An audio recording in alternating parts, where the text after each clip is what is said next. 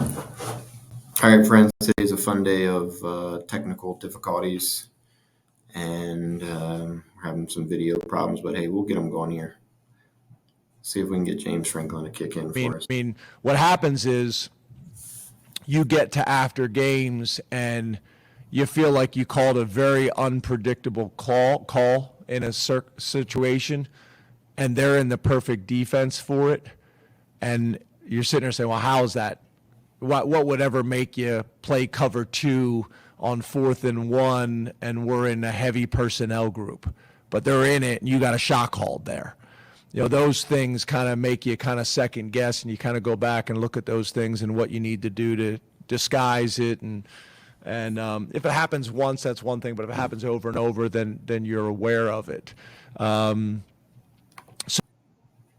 So exactly.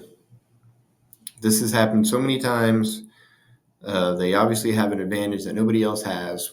What cheaters do on game day, which is what everybody does, isn't this detailed, isn't this eloquent, isn't this good, I guess you could say, compared to what Michigan did and does. So everybody knew something was up, something was different, something more was going on here. So this is what I'm trying to tell you when it comes to me talking about this and the difference between this and what James Franklin was talking about and what Michigan was doing.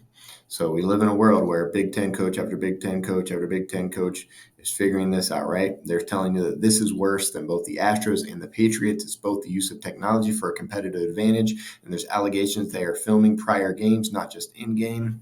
If it was just an in-game situation, that's different. Exactly.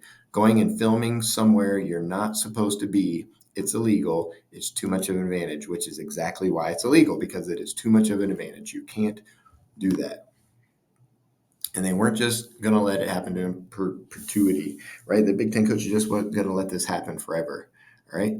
They're all over this. They're telling everybody. I think the NCAA and the Big Ten probably like, oh, coaches just complain about everything all the time. We don't know who's telling the truth. We don't know who's crying wolf. So they probably didn't listen to them. So that's why we have other people involved, not just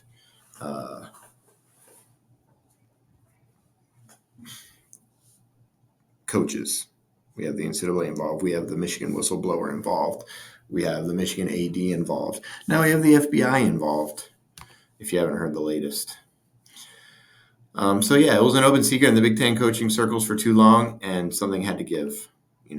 Lies can't last forever. So let's check this out. This Austin Brooks guy, Brooks Austin, however you say his name, he has a video on YouTube, and I encourage everybody to watch every minute of it. It's called College Football Coaches' Thoughts on the Michigan Sign Scandal. So College Football Nerd says, not enough people have seen this clip or the full video. What players and coaches are saying publicly, oh, you still have to stop the play, is different from what they're going to say behind closed doors. So, like I said earlier, Deion Sanders was like, oh, you still have to stop the play. Well, behind closed doors, they're not saying that. They're talking about the difference between what play action is doing, and not doing, and if you know it or don't know it. And if it's not an advantage, then Michigan wouldn't do it. And every other team would be doing it if they knew they weren't going to get caught. Maybe other teams are doing it, and maybe they're just so good they haven't got caught. But obviously, it's a lot easier to say stop the play when you never guess wrong and you never get caught in a bad run blitz, like Ohio State did against Michigan many times last year. So let's check it out. This is a good clip on Twitter. I can't get the Twitter going. Whole daggum advantage as an offense is that you don't know what I'm doing. You know how I can debunk this entire theory? Michigan fans in my mentions talk about, oh, you still got to line up and play football. Why does play action work? The defense doesn't know whether it's run or whether it's pass. Play action, one of the most successful acts in football offensively. If it's 4th and 2, critical down in the football game, if I'm a defender and I know for a fact they're about to pass the football, Don't you think I could take a little bit of an advantage off of that? And he goes, oh my God, it's a huge advantage. It's cheating, it's what it is, it's cheating. The coaches, who all these people think are also cheating. Yeah, they are. But when some guy and some 3 recruiting staffers are buying tickets for the Ohio State-Georgia game and the Chick-fil-A Peach Bowl while you're busy out there in the All-State Sugar Bowl or wherever the hell you were playing TCU, getting your brains beat in, and you got somebody watching us to steal our signal, To steal our signals ahead of maybe potentially playing us, you're a cheater. That's what you are, and I have no bones about calling you a cheater for doing that, all right? And if I can't explain it to you, if that don't make no sense to you, then I don't know what to do.